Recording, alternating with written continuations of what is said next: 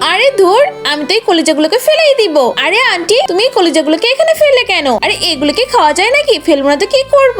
আরে এগুলো তো খাওয়া যায়। আরে ওই আন্টিটা ফেলে দিয়ে গেল, ভালোই হলো। আমি এক কাজ করি, এগুলো বরঞ্চ তুলে বাসায় নিয়ে যাই, আমার মাম্মি তো এটা রান্না করবে। এই তো সবগুলো তো ঝুড়িতে তোলা হয়ে গেছে, এটা বেশ ভারী, তো তাড়াতাড়ি বাসায় নিয়ে যাই। বন্ধুরা, তোমরা যদি আপেল খেয়ে থাকো তাহলে ভিডিওটাকে লাইক করে দাও, আর যদি চকলেট খেয়ে থাকো তাহলে চ্যানেলটাকে সাবস্ক্রাইব করে দাও। আর তুমি কোন ক্লাসে পড়ো তা কমেন্ট করে জানাও। প্রথমে তো এই কলিজাগুলোর মধ্যে পানি আর ভিনেগার দিয়ে এগুলোকে তো ভালোভাবে পরিষ্কার করে নিব। আরে এগুলো তো পরিষ্কার করা হয়ে গেছে, এবারে কলিজাগুলোকে সুন্দর করে পিস পিস করে কেটে নিতে হবে। আরে এটা কাটাও তো হয়ে গেছে। এবার এটার মধ্যে কিছুটা লবণ, ধনেপাতা, আটা, ময়দা, তেল দিয়ে এগুলোকে ভালোভাবে মাখিয়ে নি। আরে এগুলো তো মাখানো হয়ে গেছে, এবারে কাঁচামরিচ আর লাল মরিচ গুলো কুচি কুচি করে কেটে নি। কিছুটা শসা আর গাজরও কেটে নিতে হবে। আরে আমার সব সবজিগুলোও কাটা হয়ে গেছে, এবার এগুলোকে তুলে নি। এবার একটা কড়াইতে কিছুটা বাটার দিয়ে সেটাকে মেল্ট করে নি। তার মধ্যে একে একে পেঁয়াজ, রসুন, আদা, ধনে গুঁড়া, পানি দিয়ে ভালোভাবে মিশাতে থাকি। আরে এই তো, এটা তো মনে হচ্ছে রেডি হয়ে গেছে। এর মধ্যে কিছুটা কারি পাউডার আর কেটে রাখা সবজিগুলো দিয়ে দিই। এটা তো রেডি,